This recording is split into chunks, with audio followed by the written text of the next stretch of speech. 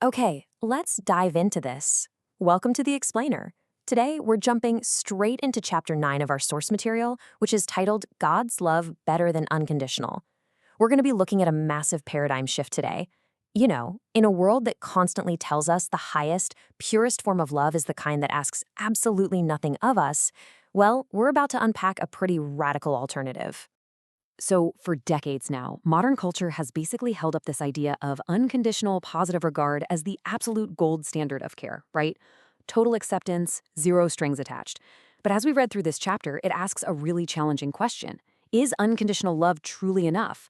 Like, if you're a counselor or a friend, or honestly just someone trying to help another person through a really dark time, is simply accepting them without any expectations actually the ultimate goal? Because the curriculum argues that if you just stop there, you might actually be shortchanging the very person you're trying to help. And here is where the author of our source text, David Polison, drops a pretty bold claim. He argues that the word unconditional is actually too small a word for what divine love really is. It's kind of wild to think about. But it's not that unconditional claims too much, it's that it claims way too little. Think about it. A bare, unconditional acceptance basically just affirms you, but makes absolutely zero claims on your life. It's a sentimental kind of acceptance. It asks nothing of you, and because of that, it leaves you completely unchanged. It makes it almost impossible to even point out destructive behaviors without coming across as unkind. So the curriculum pushes us to realize that a love that just leaves you exactly as you are, well, that's actually an incredibly thin substitute for true care. To really break this down, the course presents a super sharp dichotomy. On one side, you've got sentimental acceptance. This aims purely at boosting self-esteem and maintaining emotional comfort, pretty much avoiding confrontation at all costs. But contrasted with that is what the curriculum calls covenant love. And this redeeming, biblical love has a completely different trajectory. It aims at holiness, joy, and profound personal transformation. Covenant love commits deeply to a person's real growth. It confronts harmful patterns precisely because it loves the person way too much to just leave them stuck. So it's a love that receives you, yes, but it also calls you upward. And this brilliantly illustrates how divine love isn't just a static adjective. It's a whole series of active verbs: receiving, covering, pruning, correcting, restoring, and transforming. The source material emphasizes that God's covenant love receives us exactly as we are. We don't have to clean ourselves up first. But, and this is a big but, it absolutely refuses to leave us that way. The pruning and correcting parts, they are absolutely vital. They aren't interruptions of love. They are the very expressions of it. It's literally like a gardener pruning a branch so it can truly flourish and bear fruit.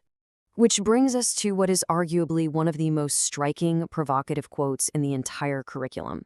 Paulison writes, "Real love has hatred in it, hatred for whatever destroys the beloved." Now let that sink in for a second. To our modern ears, putting love and hatred in the exact same sentence, it sounds like a total contradiction. No way, right? But the text explains it with this really powerful analogy. Think about a parent who fiercely loves their child. That parent will inherently hate the cancer that is harming their child. In that exact same way, a love with no moral edge just cannot protect you. The curriculum is arguing that God hates the sin and the destructive habits that harm us precisely because his love for us is so fierce and so deeply protective. Now, to apply this practically, the course warns counselors about misusing this concept through a matrix of pastoral cautions.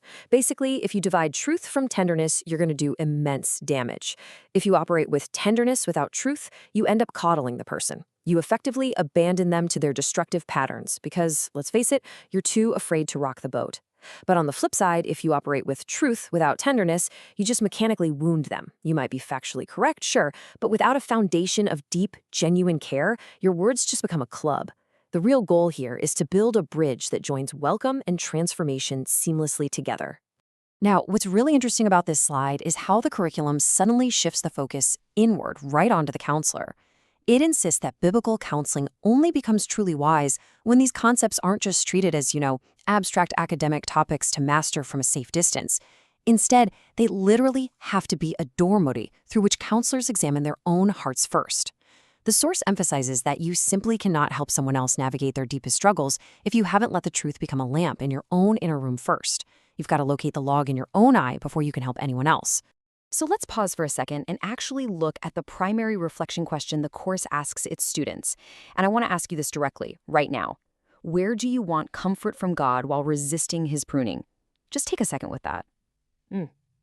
The course provides some really relatable case vignettes to illustrate this, like an anxious student leader whose desperate need for control leaves her physically depleted, or a ministry trainee who craves praise like it's oxygen.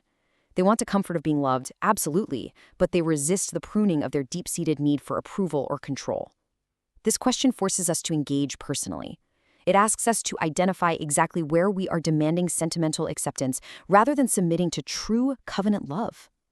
And the source material warns that if we avoid that uncomfortable mirror, there are some pretty serious consequences. Without internalizing this robust view of love, your care just won't sustain itself. First off, you risk becoming mechanical, literally just dispensing advice without any genuine empathy. Second, you become performative, kind of just playing the role of the wise helper while keeping a safe, completely untouched distance from the messy reality of human struggle.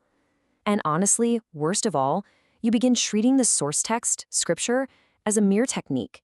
It just becomes a slogan to fix people quickly, rather than a true authority that must first reorder your own desires. Let's move to and see how this actually builds into the daily practice of care. The curriculum outlines a modest, 5-step movement for helping others. Listen, clarify, interpret, speak, and practice. Notice what comes first here. Wise love slows down. It spends significant time listening to a person's context, their suffering, their fears, and their functional refuges. It clarifies the real issue before ever attempting to interpret it.